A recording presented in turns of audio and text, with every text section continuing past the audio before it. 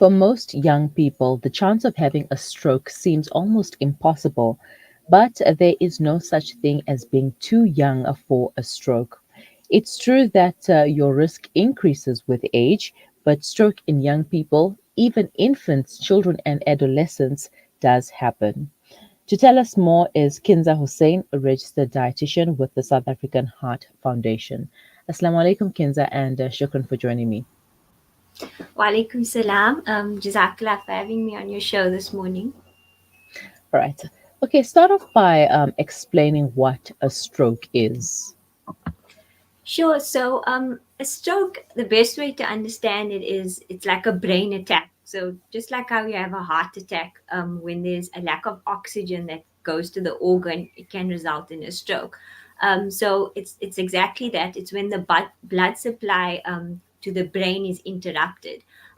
So, what happens sometimes is one of the arteries carrying oxygen and nutrients to the part of the brain suddenly becomes blocked, or it can burst. And then this means that part of the brain does not receive the blood that it needs.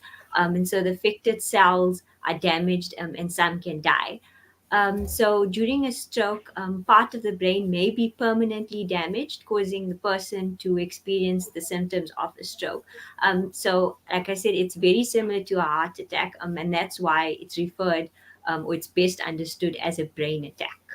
Right now, what causes strokes in younger people? Are there different types of strokes compared from young to old? I mean, we just learned that even infants and children, as well as adolescents, can get strokes. So, I mean, I'm trying to understand: are there different types of strokes?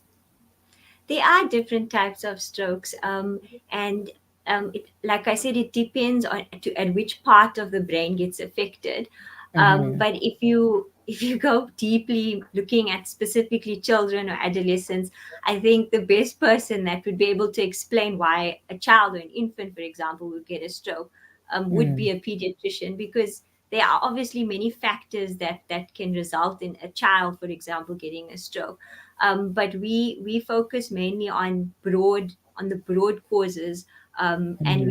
we do educate, and we do emphasize on the fact that age is not necessarily something that, you shouldn't just rule it out and be like, only if I get older my chance of getting a stroke can happen. It is a risk factor. As you get older, the chances do increase, but as you said, we're seeing more and more younger people getting it. So it's age is not something that you just think, okay, I don't have to worry about this now. And we can go into what the broader causes of maybe in teenagers, in younger people, why it's happening.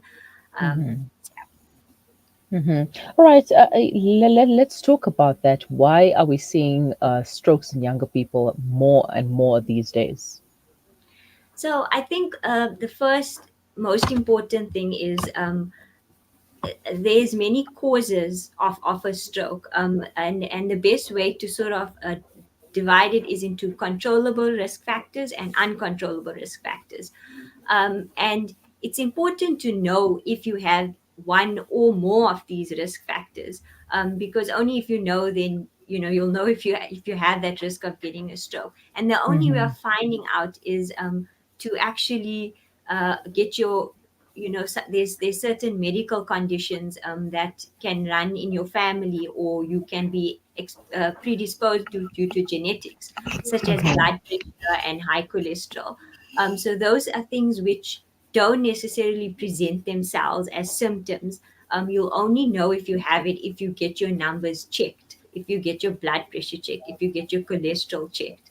Only then you'll be like, or you'll know that, okay, I have this particular condition. And it's especially important if you know it runs in your family, or if it's in your genetics. So getting your numbers checked is very important, which a lot of the times young people don't do. We go out into the communities and we carry out health risk assessments to check these numbers. And what we come across quite a few people that seem healthy. They come to you, they look healthy, they seem to have a healthy weight. But then you check their blood pressure, their cholesterol, and you see that it's out of the normal values. And it could be for a number of reasons. It could be because of their family history, it could be because of their genes, it could be that they are exercising a lot but they're not eating correctly, Mhm. and then the diet is something that can cause fluctuations in those numbers, but also things like tobacco smoking. You might have a healthy person that's exercising and eating well but they're smoking, which will then affect those the blood pressure, the cholesterol, and then that can put you at risk of stroke. So one of the main reasons is we don't have a lot of the young people going to get tested because they don't think it's necessary, because there is this idea that as you get older, your chances increase. And it is true. We do see older people getting it, and we always do get the message across that as you get older, your chances do increase. But just as important, we sending the message out that someone as young as in their 20s even should get tested at least once a year, just to know that their numbers are in the normal range. Now, it's interesting that you mentioned that because, first of all, how often do we know about strokes as young people? There's not much awareness out there. It's just like, as it is, we only talk about strokes in older people and from ages 45 and up. Sometimes not even. Sometimes it's just from ages 50 and above. And I know someone who is as young as 15 who had a Mm, stroke, and when he went to the doctor, they told him that he had too much stress. Now it gets you thinking, like, how much stress can a 15-year-old have to yeah. have a stroke?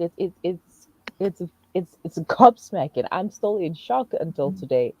So we need to have more awareness about strokes in younger people. All right, we're going to talk about how to manage strokes. But let us take a quick break and we will continue when we return.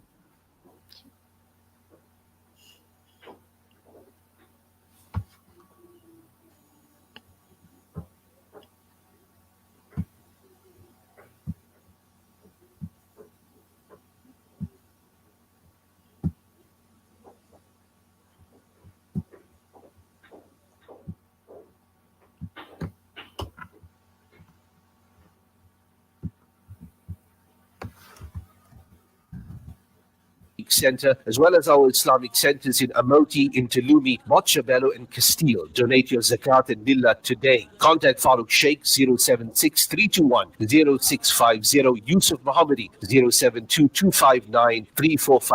or the SADN head office 031 304 8000. Our account, Standard Bank, account number 050 856 294 for your zakat, or 050 879 790 for your lillah. Dawah through education, education through Dawah, the Southern Africa Dawah Network. There's no smell that takes me back to the comfort of my childhood than the smell of black seed oil being applied by my nani. Now I'm using tib black seed in my own home to soothe sniffles and coughs, to help with digestion and immunity, and of course, as part of my beauty routine. After all these years, I've come to appreciate the wisdom in finding comfort and shifa in trusted treatments like tib black seed. You can find Tib Black Seed at all leading pharmacies or find out more at blackseed.co.za. There are an estimated 153 million orphans worldwide. Change their lives by donating towards our Orphan Kind program. For 750 Rand per month, you can be the reason an orphan smiles. Go on, be Orphan Kind. Visit www.pennyappeal.org.za or call 031 1100 573 to find out how you can help save these children's lives. Penny Appeal. Small change, big difference. Shimmer, sparkle, captivate. Nothing less than a masterpiece. Droplets of gold inspires precious design. Platinum bursts with intricate freshness, and every pure diamond becomes more than just a girl's best friend. Voda Gold Gem Jewelers, where timeless dreams become a reality. Come to us. We tailor-make designer gold, platinum, and diamond jewelry. Trade in or remodel your old gold. Clad yourself with classy name branded watches. We offer insurance valuation and freezer card calculation. Visit us at 534 Ridge Road, Overport, or call 031 208 9142. Voda Gold Gem Jewelers, manufacturers of fine gold and diamond jewelry. Decades of war, devastating drought, and economic collapse have pushed the Afghan people to the edge of survival. 24 million need life-saving aid, and 5 million children are knocking on famine's door.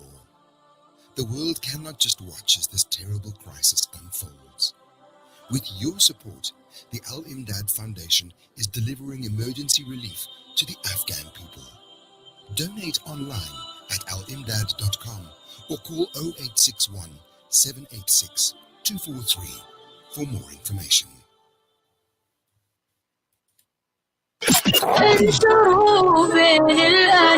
Salam Media, your spiritual companion this Ramadan.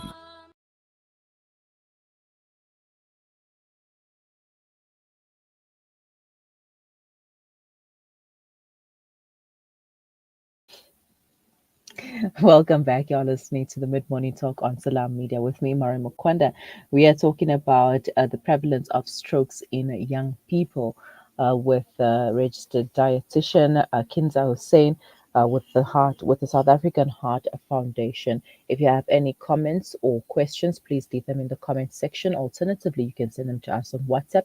The number is 061 766 0355. Now, something interesting that Kinza mentioned before the break was that, if you exercise too much and you don't balance your diet, that could also be a risk factor for causing a stroke. And I was really wondering, like, do we know this? How do we balance our eating and our exercises? Because, I mean, we just thought that as long as you are exercising and you are getting in some food, then that's good enough. Kinza, can you please just explain this a little bit more? Yes, no, so I actually want to just just want to clarify that to make sure Hmm. that everyone doesn't get the wrong message. So what I meant was, if I go think when I got into the community, sometimes we screening people and we'll come across someone young, and Hmm. it's evident that they exercise or they keep active. But what I meant to say is maybe they're exercising very well, but they in their diet they may be eating something that's not good, or that's high in the food that can increase your cholesterol, which then would be a risk factor for stroke if it's high. And in that case, it would obviously be coupled with something like family history or so. So I think the bottom line is, when we talk about healthy living, it means to eat well and healthy and to exercise. It doesn't a lot of the times people think they can just eat what they want, whether it's good or bad, as long as they're exercising. There's this idea that you just need to exercise, to lose fat, to not be fat. While it is important to have a healthy weight, because being overweight can put you at a risk of non-communicable diseases, which then in turn can increase your risk for stroke. But it's more than just not being fat. It's about eating the right foods and exercising and not smoking. That all those factors together would then make sure, or would then reduce your risk of getting a stroke. Um, Hmm. And we also find people who are super skinny and look like they are super healthy, yet they are not, and they are also at risk for getting a stroke, right?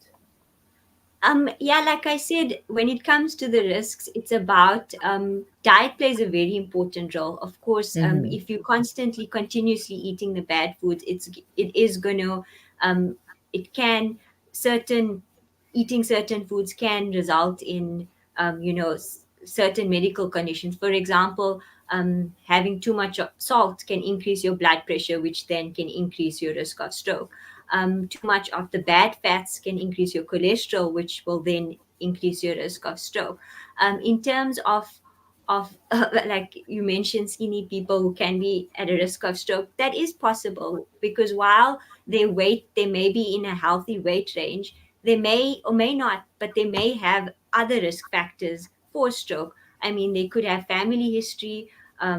They could just have genetics that predispose them to having high cholesterol, irrespective of whether they're eating healthy or not, which can then increase their risk of stroke. So there's a lot of causes, and it's not just to say that if you are healthy weight, that you might not be at risk, which is why it's important to check your numbers to make sure all the other things are, intact, so that you don't have that risk of or you reduce that risk of getting a stroke.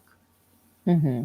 All right. Now, one thing that we forgot to mention earlier was how do you recognize a stroke? Like when a stroke is about to happen, how do you recognize that? Because, I mean, if young people are also at risk, young people need to know this.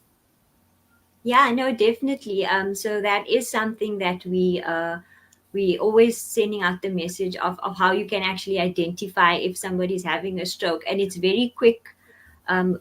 Takes a few seconds, and it can be remembered by the acronym FAST. So if we break down each letter in this acronym, the F stands for face. So you ask the person to smile and you assess to see if one side is drooping. The A stands for arm, and you ask them to raise both their arms, and then you check if the one side is weaker than the other side.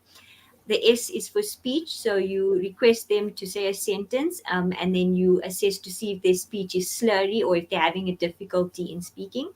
And then the T stands for time, and it's just to emphasize how quickly you need to act if one or more of those signs are appearing, because we do believe that lost time could be lost brain.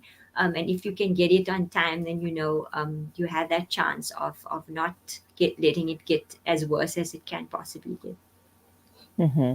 Now, how do you manage or treat a stroke or a patient who has suffered from a stroke?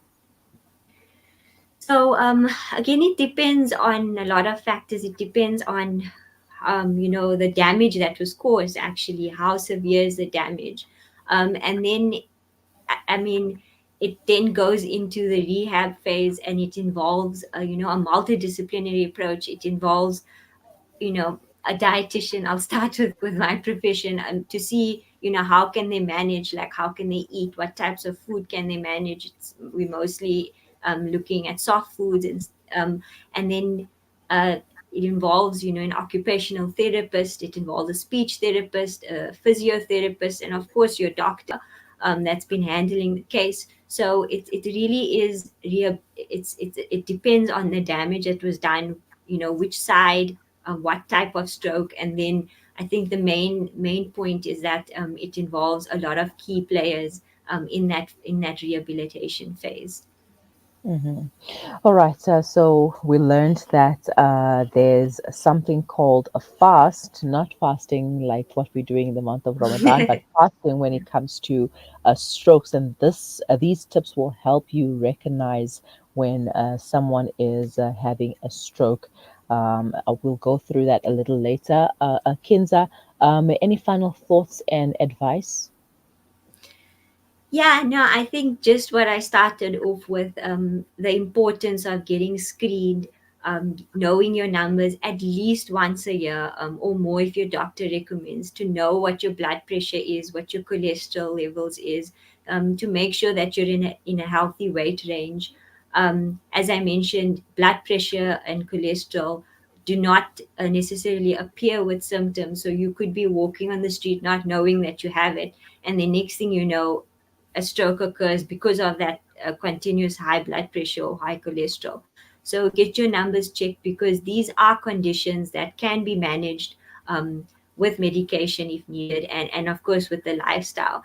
And then to just remember that eating well is important, but so is exercise. It goes hand in hand. Um, and yeah, we have all our information on our website. Everything about stroke, from what it is, the different types, um, the causes that I mentioned, the risk factors, and we go into detail about diet, exercise, and all of that can be found on our website www.heartfoundation.co.za. All right. Shukran so much for your time, Kinza, and for helping us to unpack strokes, especially in young people. Have a wonderful day. Assalamu alaikum. Jazakallah, it was a pleasure. Thank you. Kinza Hussain, a registered dietitian for the Heart South African Heart Foundation, giving insight on strokes and its prevalence in young people.